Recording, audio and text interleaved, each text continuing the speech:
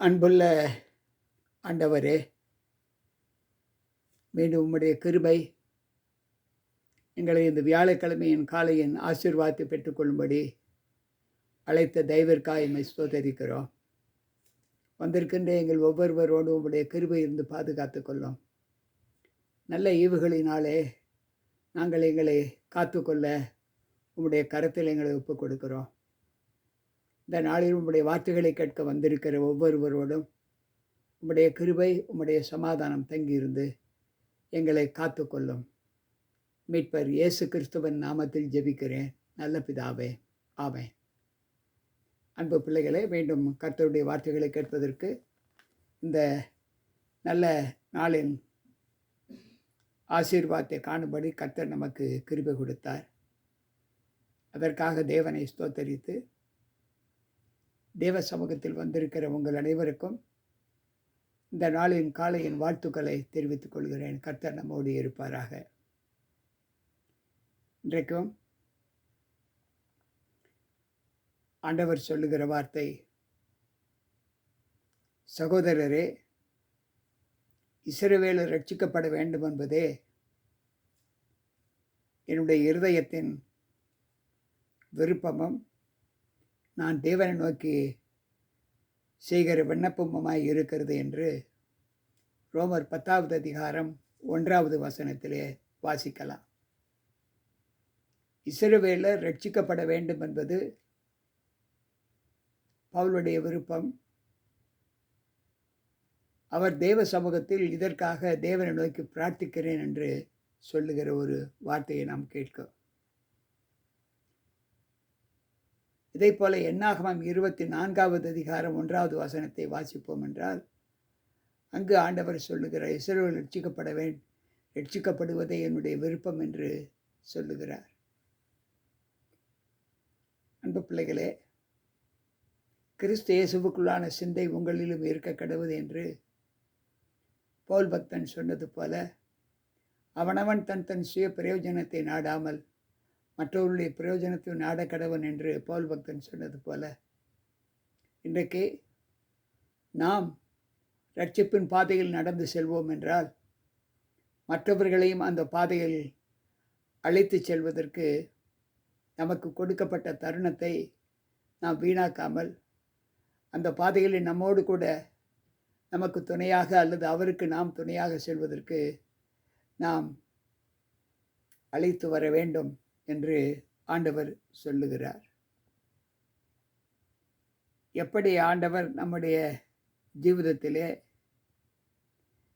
அவர் இந்த காலங்களில் நமக்கு கொடுக்கப்பட்ட தேவ சத்தியத்திலே நாம் எப்படி ஆண்டவரோடு இருக்கிறோம் என்பதை சற்று யோசித்து பார்த்தால், அவனவன் தேவ சமூகத்தில் எப்படிப்பட்ட தன்மையோடு இருக்கிறார்கள் என்பதை வேதாகமம் நமக்கு கற்றுக் கொடுக்கிறது என்பதை நாம் யோசித்து பார்ப்போம். ஒவ்வொரு நாளும் தேவ சமூகத்தில் வாழ்ந்து வருகிற நாம் தேவனுக்கு உகந்த ஒரு வாழ்க்கையை வாழ்ந்து காண்பிக்க கர்த்தர் நம்மை பலப்படுத்துவார் என்ற நம்பிக்கை நம் எல்லோருக்கும் உண்டு. அந்த நம்பிக்கையிலே நமக்கு முந்திக் கொண்டவர்களும் அல்லது நமக்கு பின்னால் வருகிறவர்களும் தேவனை சார்ந்து வாழ்வதற்கான ஒரு நற்சாட்சியினை நமக்கு பின்னால் வருகிறவர்களுக்கு நாம் காண்பிக்க வேண்டும். நமக்கு முன்னோடிகள் அப்படி வாழ்ந்ததால் தான் இன்றைக்கு நாமும் அதை ஏற்று அதை விருப்பமாக கை கொண்டு வருகிறோம். ஆண்டவர் சொல்லுகிற வார்த்தை, அப்போஸ்தலரின் புஸ்தகத்தை நாம் வாசிப்போம் என்றால், அங்கு 20வது அதிகாரத்தை நாம் வாசிப்போம் என்றால், அங்கு அப்போஸ்தலர் 20வது அதிகாரம் 21வது வசனம், தேவனிடத்திற்கு மனம் திரும்புவதை குறித்தும் நம்முடைய கர்த்தராகிய இயேசு கிறிஸ்துவை விசுவாச பாதையில் குறித்தும் நான் யூதருக்கும் கிரேக்கருக்கும் சாட்சியாக அறிவித்தேன் என்று சொல்லுகிறார். நம்முடைய கர்த்தராகிய இயேசு கிறிஸ்துவை ஏற்றுக்கொண்டதற்கு பின்பு நம்முடைய வாழ்க்கை அநேகருக்கு சாட்சியாக இருக்க வேண்டும் என்று ஆண்டவர் சொல்லுகிறார். அதை பவுல் நிரூபித்து காண்பித்திருக்கிறார். அவர் சவுலாக இருந்தபோது தமஸ்கு தீவுக்கு செல்லும் பாதையிலே அவர் தொடப்பட்ட போது அவர் தன்னை முற்றிலும் மாற்றிக்கொண்ட அனுபவத்தை அங்கு சாட்சியிடுகிறார்.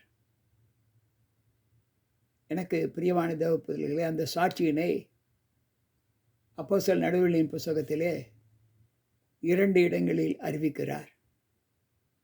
இன்றைக்கு ஆண்டவர் நம்மை தொட்டபோது நாம் அந்த சாட்சியினை பகிர்ந்து கொள்வதற்கு ஆயத்தமாய் இருக்கிறோமா? அவர் தொட்ட மாத்திரத்தில் எல்லா குறைவுகளும் அவரை விட்டு நீக்கப்பட்டு விட்டது. எப்படி பிணியாளிகளுடைய பிணிகள் எப்படி தொட்ட மாத்திரத்தில் சுகமாக்கப்பட்டார்களோ, அதை போல நம்முடைய மாம்சத்தின் பலவீனங்களும் ஆண்டவர் தொடப்படும் போது அது அழியக்கூடிய தன்மையில் இருந்ததாக வேதம் சொல்லுகிறது. நான் முன்னானவைகளை நாடி செல்லுகிற ஒரு அனுபவத்தை என் தேவன் எனக்கு கொடுத்தார் என்று பவுல் கட்டளையிடுகிறார். அன்பு பிள்ளைகளே, இன்றைக்கு நம்முடைய வாழ்க்கையில் நாம் எந்த அனுபவத்திலே ஆண்டவரோடு ஜீவித்திருக்கிறோம் என்று யோசித்து பார்ப்போம். அவர் சொல்லுகிற வார்த்தை, நான் போன பின்பு மந்தையை தப்ப விடாத கொடிய ஓநாய்கள் உங்களுக்குள்ளே வரும் என்று அப்போஸ்தலர் 20:29 நாம் வாசிக்கிறோம். நாம் போன பின்பு மந்தையை தப்ப விடாத கொடிய ஓநாய்கள் உங்களுக்குள்ளே வரும். அன்பு பிள்ளைகளே, அந்த ஓநாய்கள் எப்பொழுதே வந்து விட்டது. பலவிதமான மாற்று போதகங்களை போதித்து மக்களுடைய வாழ்க்கையில் திணிக்க முடியாத, ஏற்றுக்கொள்ளக்கூடாத ஒன்றை ஏற்றுக்கொள்ளும்படி செய்து பயத்தை காட்டி அவர்கள் தங்கள் சுய இச்சைகளுக்கேற்ற அனுகூலங்களை அவர்கள் யாரிடத்தில் பேசுகிறார்களோ அவர்களும் கை கொள்ள வேண்டும் என்ற நிர்பந்தத்தின் பேரிலே இன்றைக்கு சாட்சிகள் இருப்பதை நாம் பார்க்கிறோம். அப்படி அல்ல. தேவன் யாரை தொட வேண்டும் என்று விரும்புகிறாரோ அவரை தொட்ட மாத்திரத்தில் அவர்களுக்குள் இருக்கக்கூடிய பலவீனங்கள் நீக்கப்பட்டது என்றுதான் வேதம் சொல்லுகிறது.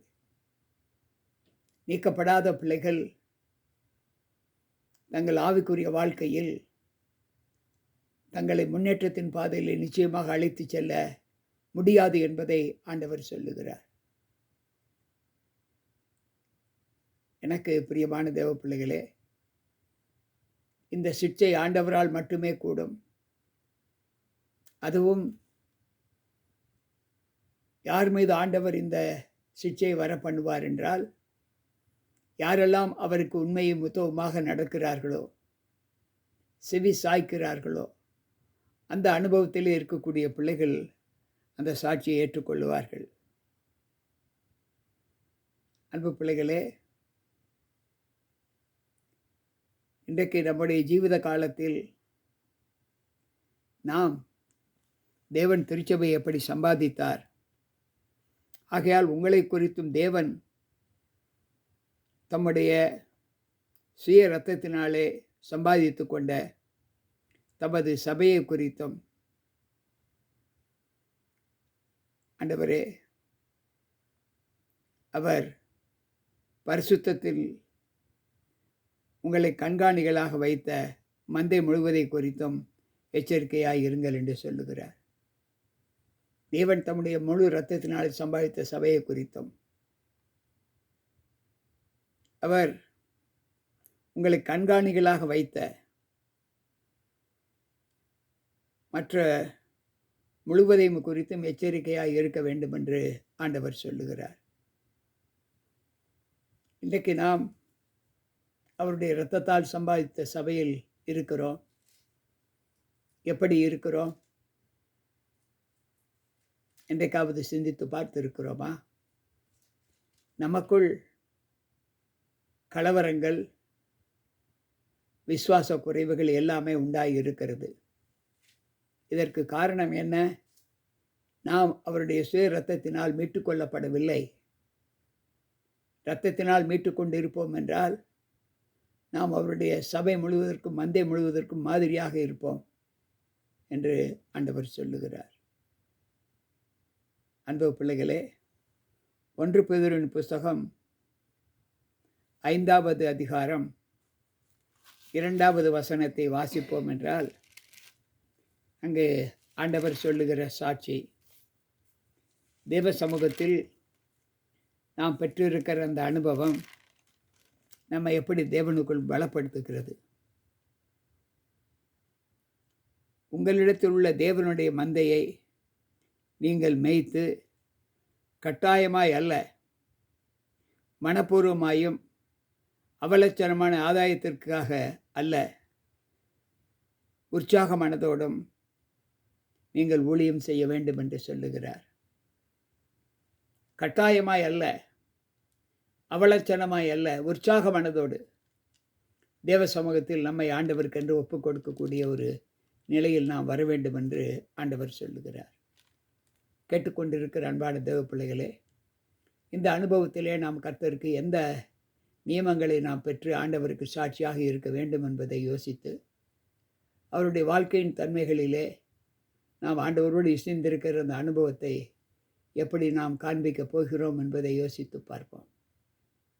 நமக்கு கொடுக்கப்பட்ட காலங்கள் தேவனுடைய திருச்சபைக்கு மெய்யானது என்பதை நாம் அறிந்தோம் என்றால், அந்த மெய்யான திருச்சபையிலே நமக்கென்று ஆண்டவர் கொடுத்திருக்க அந்த வைராக்கியத்தை நாம் பெற்று தேவனுக்கு உண்மை உத்தமாய் நாம் நடந்து, நமக்கு கொடுக்கப்பட்ட இந்த கடைசி கால வாழ்க்கையில் நாம் ஆண்டவருக்கு உண்மை உத்தமாய் நடந்து தேவனுக்கு நம்மை ஒப்பு கொடுப்போம், ஜெபிப்போம்.